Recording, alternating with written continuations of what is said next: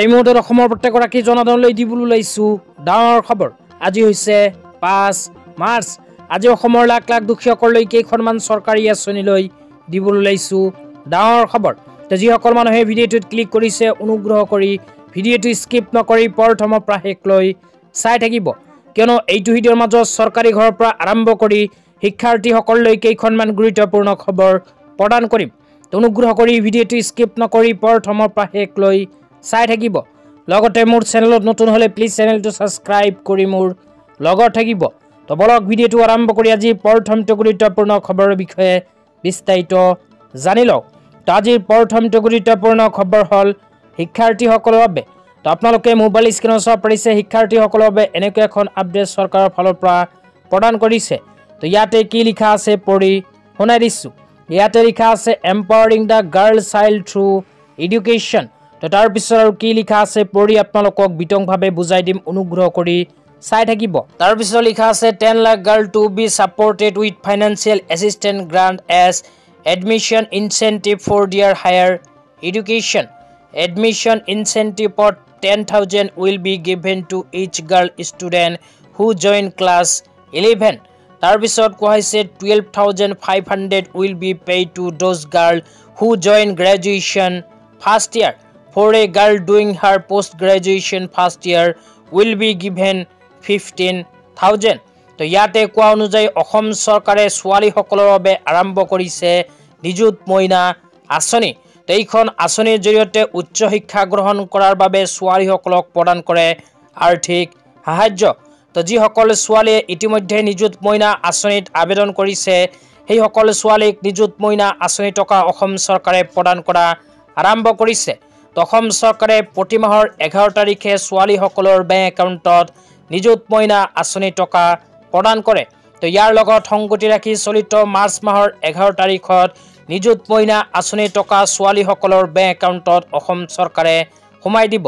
তো যিসকল ছোৱালীয়ে একাদশ শ্ৰেণীত পঢ়ি আছে সেইসকল ছোৱালীয়ে নিজৰ বেংক একাউণ্টত 1000কৈ টকা লাভ কৰিব। লগতে যিসকল ছোৱালীয়ে গ্ৰেজুৱেশ্যনত পঢ়ি আছে সেইসকল ছোৱালীক অসম চৰকাৰে অহা 11 মাৰ্চ তাৰিখে প্ৰদান কৰিব 1250কৈ টকা। তাৰ লগতে যিসকল ছোৱালীয়ে পোষ্ট গ্ৰেজুৱেশ্যনত পঢ়ি আছে সেইসকল ছোৱালীক অহা 11 মাৰ্চ তাৰিখে অসম চৰকাৰে প্ৰদান কৰিব 2500কৈ টকা। তো এতিয়া আপোনালোকক দিবলৈ ওলাইছোঁ আজি দ্বিতীয়টো খুবেই গুৰুত্বপূৰ্ণ খবৰ। অনুগ্ৰহ কৰি ভিডিঅ'টো স্কিপ নকৰি চাই থাকিব। তো আপোনালোকে মোবাইল স্ক্ৰীনত চাব পাৰিছে অসম চৰকাৰে ফলাফল ঘোষণাক লৈ এনেকুৱা এখন আপডেট প্ৰদান কৰিছে।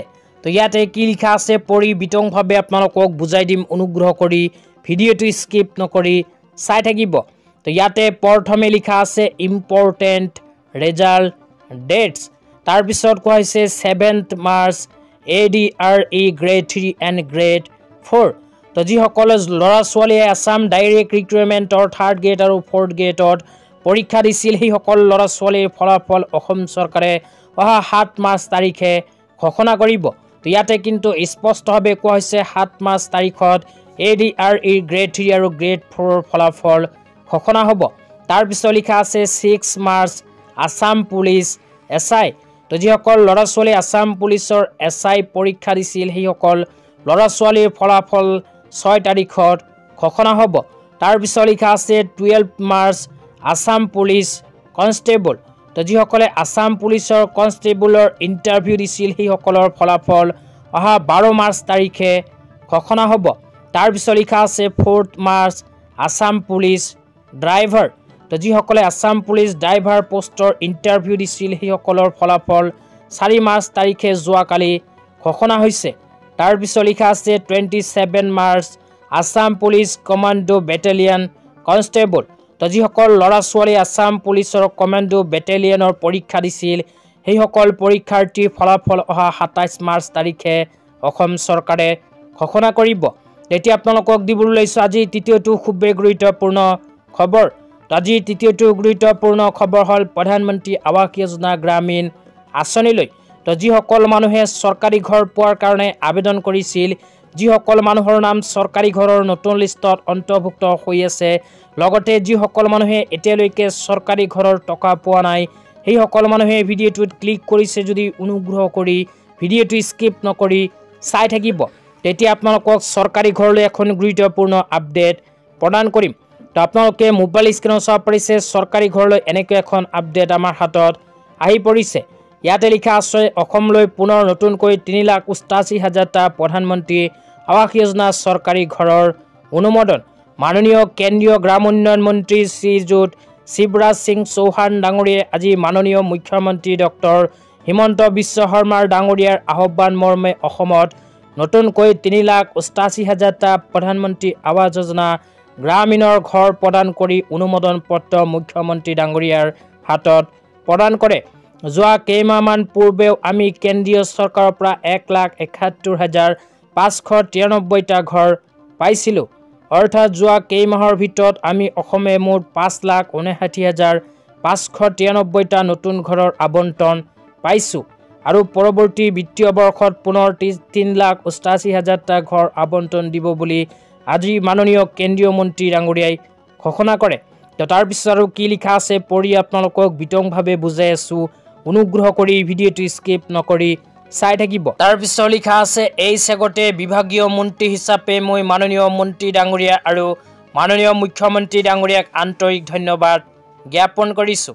আমি আশা ৰাখিছোঁ মাননীয় প্ৰধানমন্ত্ৰী শ্ৰীযুত নৰেন্দ্ৰ মোদী ডাঙৰীয়াৰ আশীৰ্বাদত আগন্তুক দিনত অসমত দুখীয়া মানুহৰ প্ৰতিটো ঘৰেই হ'ব পকী ঘৰ। তো তাৰপিছত আৰু কি লিখা আছে পঢ়ি আপোনালোকক বিতংভাৱে বুজাই দিছোঁ। তাৰপিছত লিখা আছে উল্লেখ্য যে আজি প্ৰধানমন্ত্ৰী আৱাস যোজনা গ্ৰামীণৰ 50,000টা পৰিয়ালৰ গৃহ প্ৰৱেশৰ অনুষ্ঠানৰ আনুষ্ঠানিকভাৱে মুকলি কৰা হয় আৰু মহা লাখপতি বাইদেউসকলৰ সম্বৰ্ধনাও জনোৱা হয়।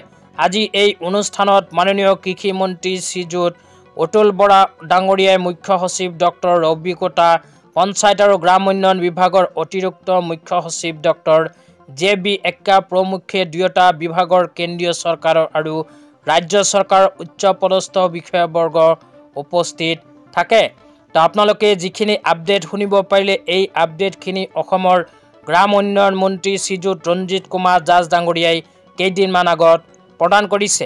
তো ইয়াতে কোৱা অনুযায়ী যিসকল মানুহৰ নাম চৰকাৰী ঘৰৰ নতুন লিষ্টত আছে কিন্তু এতিয়ালৈকে চৰকাৰী ঘৰৰ টকা পোৱা নাই, সেইসকল মানুহৰ বেংক একাউণ্টত অতি শীঘ্ৰেই চৰকাৰী ঘৰৰ প্ৰথম কিস্তিৰ 32,500 টকা সোমাই যাব।